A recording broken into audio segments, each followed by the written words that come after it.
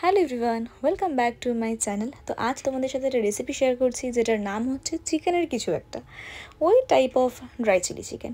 তো যাই হোক, সন্ধ্যাবেলা বাড়িতে থাকলেই মনে হয় কিছু একটা বানিয়ে খাই, তাই জন্য দেখলাম ফ্রিজে চিকেন রয়েছে, তাই আর বেশি দেরি না করে ঝটপট চিকেনটাকে ধুয়ে নিয়ে একটা বোলের মধ্যে আদা বাটা, রসুন বাটা, হলুদ গুঁড়ো, লঙ্কার গুঁড়ো, পরিমাণ মতো নুন, একটা ডিম, আর তার সাথে একটু সয়া সস, ভিনিগার। তোমরা চাইলে এখানে লেবুর রসটা ইউজ করতে পারো, আমি এখানে ভিনেগার ইউজ করেছি।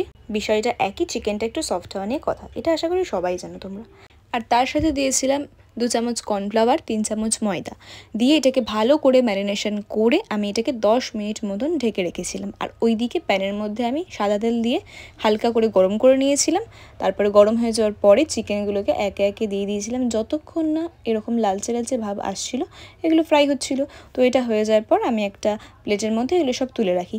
আর তারপরে যেটা ক্লিপ নিতে ভুলে গেছি সেটা হচ্ছে যে ওই তেলের মধ্যেই একটু রসুন কুচি আর একটু পেঁয়াজ কুচি দিয়ে ওটাকে ভালো করে একই সেম একটু ভেজে নিয়েছিলাম। একটু লাল লাল হওয়ার পর এখানে সসটা রেডি করছিলাম। সসের মধ্যে দিয়েছিলাম হচ্ছে tomato sauce, soya sauce, Schezwan sauce, আর হচ্ছে একটু জলের মধ্যে কর্নফ্লাওয়ারটা দেওয়া আমার মাথা থেকে বেরিয়ে গেছিলো। তোমরা কিন্তু অবশ্যই দিও এটা।